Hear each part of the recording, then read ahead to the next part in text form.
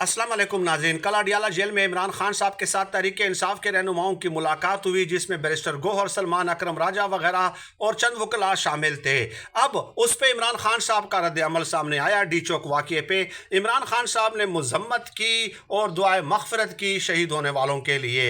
इस हवाले से सोशल मीडिया पे हज़ारों नहीं लाखों सवालात उठने शुरू हो गए कि बैरिस्टर गौहर वगैरह और जो रहनुमा इमरान खान साहब के साथ मिले थे, उन्होंने डी चौक की सूरत हाल इमरान खान साहब के सामने दुरुस्त अंदाज में नहीं रखी, क्योंकि अगर दुरुस्त अंदाज में रखते तो इमरान खान साहब सिर्फ मजम्मत करने वाले इंसान नहीं हैं, बल्कि मुरम्मत करने वाले इंसान हैं। और दूसरी तरफ ये भी देखें कि अलीमा खान साहबा ने 5 घंटे इंतज़ार किया, लेकिन उन्हें मिलने नहीं दिया गया। और अलीमा खान साहबा ने यह भी कहा कि अगर मुझे मिलने दिया जाता तो डर था कि मैं इमरान खान साहब का पैगाम बाहर पहुंचा दूंगी।